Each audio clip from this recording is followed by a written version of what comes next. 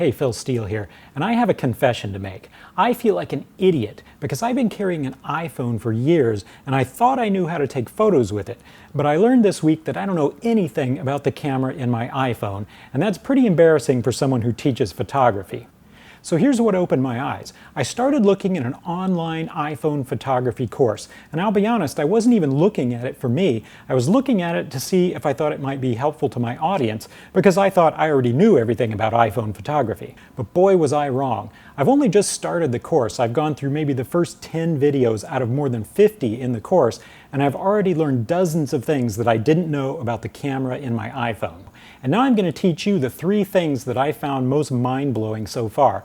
But before I do, I want you to know I put a link down below this video where you can get this course at a discounted price. Because if you have an iPhone, you're going to want it, trust me. Because after all, I didn't think I needed it, and I'm less than halfway through it, and my iPhone photos are already 10 times better than they were before. So here's tip number 1. Did you know that you can use the volume buttons on your headphones to trigger the shutter on your iPhone camera? Well, you can, and I walk around for hours usually outside every day carrying this phone with these headphones on, and I never knew that you could do that. Now, why is this useful? 2 reasons. First, it allows you to be very discreet when you're taking photos out in public. You know, often if you're taking photos, you don't want people to know you're taking photos, especially if you're photographing them. And you can't help but be obvious if you're doing this kind of thing. People are going to notice.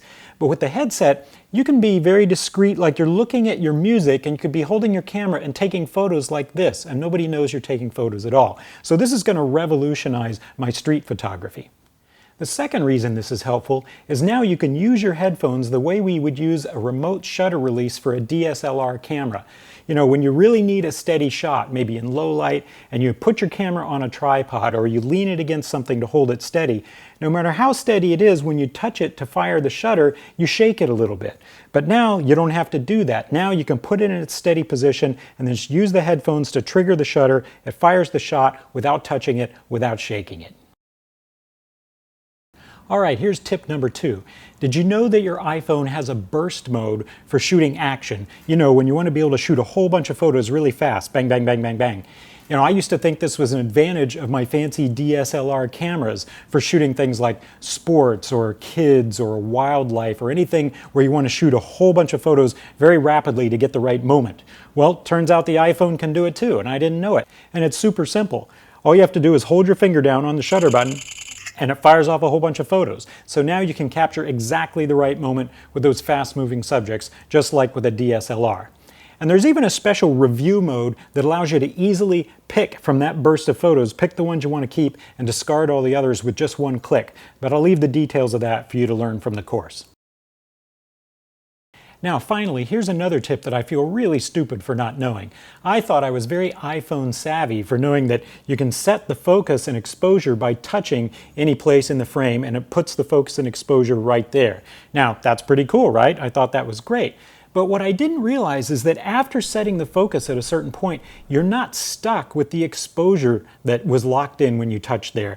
All you have to do to change the exposure now is to slide your finger up or down on any part of the screen, and you can adjust it independently regardless of where you set the focus. Now, I feel really stupid for not knowing that, but I just had no idea.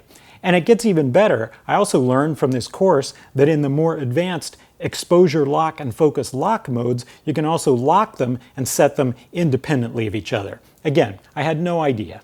And of course, this is just the tip of the iceberg. I also learned that I was holding my iPhone wrong, and now that I'm holding it correctly, my photos are much more steady. I learned about the only time you should use the zoom on the iPhone, and by the way, it's not when you're taking photos. I learned how to take panoramas correctly, which I was doing wrong.